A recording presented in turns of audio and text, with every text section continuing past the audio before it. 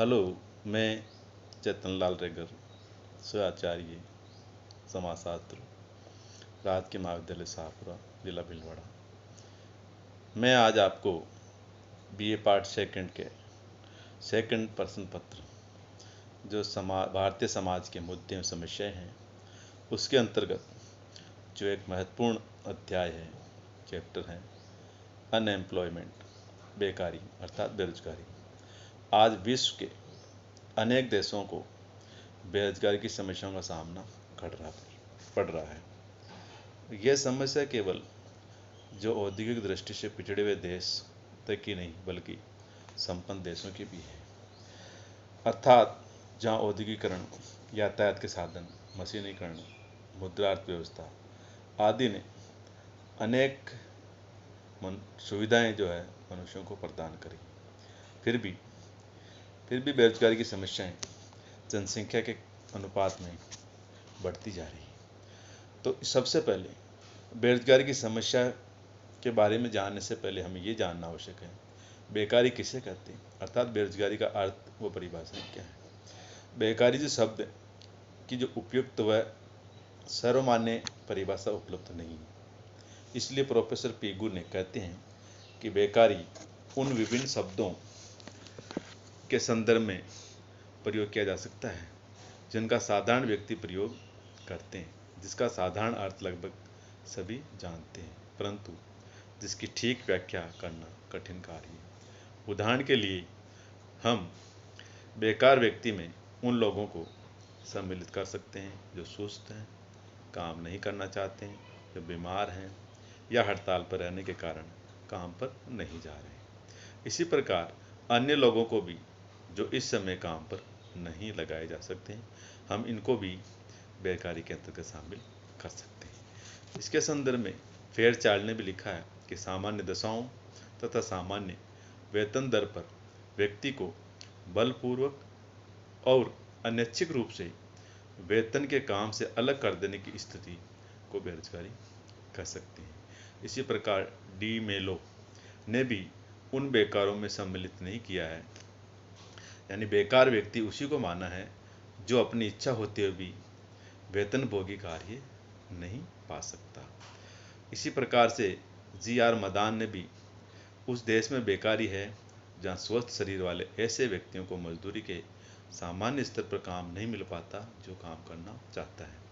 अर्थात परिभाषा इसके संदर्भ में कई सारे समाजशास्त्रियों ने दी है, लेकिन इन परिभाषाओं से, सभी परिभाषाओं से यही स्पष्ट होता है कि बेरोजगारी जो है वो कौन कौन से तत्व है जो प्रमुख रूप से स्पष्ट हैं, जिससे लगता है कि यहाँ बेकारी है। जिसमें बेरोजगारी की परिभाषा में 4 मुख्य तत्व बताए गए हैं, जिसमें इच्छा, योग्यता, प्रयत्न, आर्थिक उद्देश्य एवं योग्यता के अनुसार पूर्ण कार्य। ये 5 बातें हर परिभाषाओं में मौजूद होती हैं।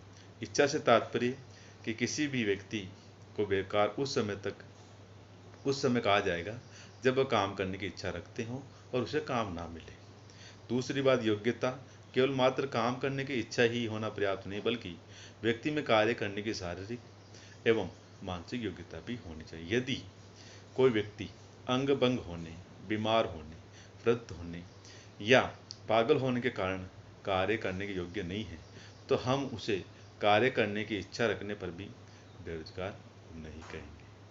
प्रयत्न, व्यक्ति में कार्य करने की इच्छा एवं योग्यता ही पर्याप्त नहीं है, बल्कि उसके द्वारा कार्य कर पाने के लिए प्रयत्न करना भी आवश्यक है। अतः प्रयत्न के अभाव में योग्यता एवं इच्छा रखने वाले व्यक्ति को भी बेकार नहीं कहा जा सकता। इसी प्रकार आर्थिक उद्देश्य, व्यक्ति द्वारा काम करने का उद्देश्य धन प्राप्त करना होता है। यदि दर्जी को अन्यत्र काम नहीं मिलता और उसके द्वारा स्वयं के परिवार के बच्चों के लिए कपड़े बनाए जाते हैं, तो यह स्थिति भी बेकारी की स्थिति ही कहलाएगी। इसी प्रकार 5वां जो तत्व बताया गया है वो बताया गया योग्यता के अनुसार पूर्ण कार्य। यदि एक व्यक्ति को जिस कार्य या पद के लिए वह योग्य है उससे अगर कम काम या पद प्राप्त है और इस आधार पर प्राप्त होने वाली आय भी कम है, तो हम उसे पूर्ण रोजगार व्यक्ति प्राप्त व्यक्ति न कह करके आंशिक रोजगार प्राप्त व्यक्ति कहेंगे। अर्थात एक डॉक्टर को कंपाउंडर तथा इंजीनियर को ओवरसियर के पद पर काम करना पड़े और उसी के अनुरूप वेतन मिले तो इस स्थिति को आंशिक बेकारी की स्थिति ही कहा जाएगा। तो कहने का तात्पर्य ये 5 तत्व जो है बेकारी की परिभाषा में शामिल माना गया है। फिर भी आज वर्तमान समय में बेकारी कितने प्रकार की है हम इसको स्पष्ट देख सकते हैं। तो बेकारी के जो प्रकार हैं यानी कि टाइप्स ऑफ अनएम्प्लॉयमेंट, तो बेकारी के बहुत सारे प्रकार हैं जो समाजशास्त्र ने हमें बताए। उसमें पहली जो बेरोजगारी है वह है मौसमी तथा आकस्मिक बेकारी। अनेक व्यवसाय ऐसे हैं जिसमें वर्ष भर उतार चढ़ाव आते रहते हैं। कभी उनमें श्रमिकों की अधिक आवश्यकता होती है तो कभी बिल्कुल ही आवश्यकता नहीं होती। उदाहरण के लिए चीनी उद्योग नवंबर में से मई तक चलता है। ऊन उद्योग सर्दियों में, बर्फ के कारखाने गर्मियों में ही चलते हैं। कृषि में भी फसल काटने के समय अधिक मजदूरों की आवश्यकता होती है। शादियों एवं त्योहारों के अवसर पर भी जेवर उद्योग भी अच्छा चलता है। बाकी दिनों में इस क्षेत्र में अधिक कार्य नहीं होता है।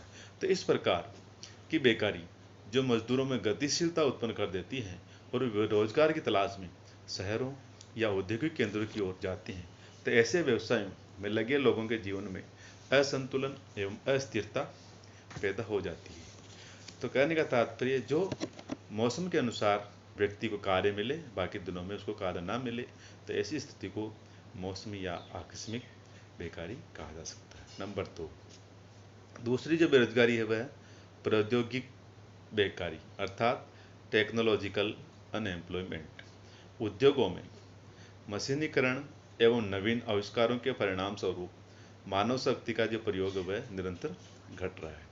तो उत्पादन के अनेक कार्य जो है वो स्वचालित यंत्रों के द्वारा होने लगे हैं और उसमें लगे हुए व्यक्तियों की संख्या भी क्या लगातार कम होती जा रही है। तो परिणाम स्वरूप बेरोजगारी बढ़ती जा रही है। कुछ अनुसंधान तो वही उद्योगों को अस्त व्यस्त कर देते हैं। जैसे नायलॉन के प्रचलन ने जापान के रेशम उद्योग को और इटालियन ऊन ने भेड़ ऊन के उद्योग में हलचल मचा दी। तो नवीन आविष्कार पुराने व्यवसायों को बंद करके बेकारी की समस्या पैदा करते हैं। तो कहने का तात्पर्य जो रोजगार प्रदान करते हैं वो नहीं कर पाते हैं, तो इसको हम प्रौद्योगिकी बेरोजगारी की श्रेणी में मानते हैं। तीसरी जो बेरोजगारी है वह है अस्थायी बेरोजगारी अर्थात टेम्पररी अनएम्प्लॉयमेंट। इसके अंतर्गत शिक्षा या प्रशिक्षण समाप्त करने के बाद जब तक व्यक्ति को कोई कार्य नहीं मिलता उस समय तक वह बेकार रहता है, क्योंकि जो ही उसे किसी व्यवसाय में काम मिल जाता है वह रोजगार प्राप्त व्यक्तियों की श्रेणी में आ जाता है। तो कहने का तात्पर्य व्यक्ति क्वालिफिकेशन योग्यता प्राप्त करने ट्रेनिंग करने के पश्चात और फिर वापस किसी पद को प्राप्त करने के बीच में जो अवधि है जिसमें व्यक्ति कुछ समय तक वह कुछ नहीं कर पाता, तो उसको टेम्पररी अनएम्प्लॉयमेंट की श्रेणी में माना गया है। चौथा प्रकार है घर्षण बेरोजगारी फ्रिक्शन अनएम्प्लॉयमेंट। इस प्रकार की बेकारी लोगों को रोजगार संबंधी अवसरों की अनभिज्ञता, श्रमिकों में गतिशीलता का अभाव, मशीनों की टूट फूट एवं उद्योगों में कच्चे माल की कमी आदि कारणों से पैदा होती है। इस प्रकार की बेकारी विकसित देशों की मुख्य विशेषता मान सकते हैं। इसका संबंध विकास से है और विकास के कारण जो नए उद्योग खुलते हैं और पुराने उद्योग बंद हो जाते हैं। तो पुराने व्यवसाय में लगे हुए श्रमिकों को नए व्यवसाय को सीखने हेतु जो प्रशिक्षण पाता है तब तक जो बेकार रहता है उस बेकारी उसको हम घर्षण बेकारी कह सकते हैं। नंबर 5 है चक्रीय बेकारी अर्थात साइक्लिक अनएम्प्लॉयमेंट। इस प्रकार की बेकारी का जो संबंध है वह व्यापारिक चक्रों से है। व्यापार में उतार चढ़ाव के चक्र आते रहते हैं। जब किसी व्यवसाय में लाभ के अवसर अधिक होते हैं तो सभी लोग उसे अपनाने लगते हैं, किंतु कुछ समय के बाद जब लाभ की मात्रा कम हो जाती है तो उसको लोग छोड़ने लगते हैं। तो इस प्रकार पहले अर्थव्यवस्था का विकास होता है, फिर संकुचन।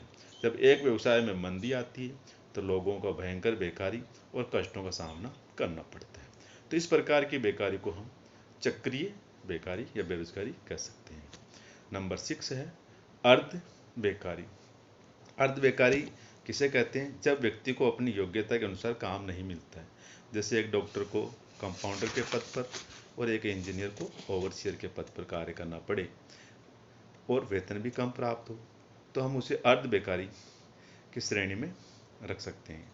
इस प्रकार से यानी कि आंशिक रूप से जो रोजगार प्राप्त व्यक्ति है वो भी इसी श्रेणी के अंतर्गत आता है। अर्थात इसमें किन्स ने भी कहा था कि जब कोई व्यक्ति प्रचलित मजदूरी दर से भी कम मजदूरी पर कार्य करने के लिए तैयार हो जाता है तो वह अर्ध बेकारी की स्थिति कहलाती है। फिर नंबर 7 है ऐच्छिक बेकारी, वॉल्यूंटरी अनएम्प्लॉयमेंट। जब व्यक्ति काम करने की क्षमता होते हुए भी आलस्य, कम मजदूरी या मजदूरी में कटौती आदि के कारण से काम नहीं करता है तो उसे हम ऐच्छिक बेकारी कह सकते हैं। यानी इसमें व्यक्ति की इच्छा शामिल होती है, काम की क्षमता है, योग्यता है, लेकिन फिर भी वह काम नहीं करता है किसी कारण से, आलस्य भी हो सकता है या मजदूरी या मेटर वेतन का मसला भी हो सकता है, तो ऐसी बेकारी को ऐच्छिक। नंबर 8 जिसे हैं छिपी बेकारी। तो छिपी बेरोजगारी के अंतर्गत कौन सी बेकारी आएगी? ये जो अर्थव्यवस्था, आखिर ग्रामीण अर्थव्यवस्था के संदर्भ में इस प्रकार की बेकारी देखी जा सकती है। भारत में लगभग सभी जो किसान परिवार हैं भूमि के छोटे छोटे टुकड़ों पर खेती करते हैं और यहाँ जो संयुक्त प्रणाली के कारण भूमि पर दबाव बढ़ता है और नए जन्म लेने वाले सदस्य भी पहले वाले सदस्य के साथ उसी भूमि पर कार्य करते हैं। तो प्रकट रूप से तो ऐसा लगता है कि सभी रोजगार में लगे हुए हैं, किंतु उनके द्वारा जो उत्पादन में तो कोई वृद्धि होती नहीं है और उसमें से कुछ लोग जब कृषि कार्य से हटाकर दूसरे व्यवसाय में लगा दिया जाए तो कृषि उत्पादन में कोई कमी नहीं आएगी। लेकिन ऐसा इस प्रकार से जो अप्रकट रूप से जो छिपे हुए हैं, बेकार हैं, उनको हम छिपी बेरोजगारी की श्रेणी में कह सकते हैं। नंबर 9 यह है एजुकेटेड अनएम्प्लॉयमेंट अर्थात शिक्षित बेरोजगारी। शिक्षा एवं प्रशिक्षण प्राप्त करने के बाद भी जब लोग बेकार हों और उससे हम इस श्रेणी में रखेंगे, जैसे भारत में MA, MBBS, doctoring, engineering, technical शिक्षा प्राप्त जो कई व्यक्ति हैं जिनको किसी प्रकार का पद या जॉब नहीं मिलता है, तो उस स्थिति में जो व्यक्ति जो रहता है वो स्थिति इस श्रेणी में आती है, अर्थात वो शिक्षित बेरोजगारी कहलाती है।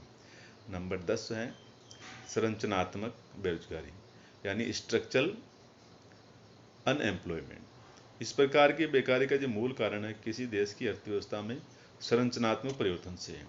उदाहरण के लिए भारत से विदेशों में निर्यात की जाने वाली वस्तुओं के व्यवसाय में यदि लंबे समय तक कमी आ जाती है और निर्यात की मांग घट जाती है तो उन व्यवसायों में बेकारी की स्थिति उत्पन्न हो जाती है। तो इस प्रकार की बेकारी को संरचनात्मक बेकारी कह सकते हैं। तो इसका संबंध देश के पिछड़े आर्थिक ढांचे से भी है जिसमें पूंजी निर्माण की दर बहुत कम होती है, अतः रोजगार की मात्रा भी कम होती है। तो संरचनात्मक बेकारी भी दीर्घकालिक है और इसका हल भी आर्थिक विकास से ही संभव है। और अंतिम व 11वीं जो बेरोजगारी है, बेकारी है, वह है खुली बेरोजगारी अर्थात ओपन अनएम्प्लॉयमेंट। इस प्रकार की बेकारी में श्रमिक के पास कोई काम तो नहीं होता है। इस प्रकार की बेकारी अधिकतर शहरों में देखने को मिलती है जहां गांवों से आने वाले लोग काम के अभाव में बेकार पड़े रहते हैं। तो इस श्रेणी में शिक्षित बेकारी भी शामिल कर सकते हैं। तो कहने का तात्पर्य इस प्रकार वर्तमान समय में लगभग सभी देशों में ये बेरोजगारी देखी जा सकती है। तो ये अलग अलग जो प्रकार हैं, जो 11 प्रकार समाजशास्त्र ने बताए हैं, ये समाजशास्त्र में सामाजिक समस्या के बेकारी के रूप में देखे जा सकते हैं। धन्यवाद।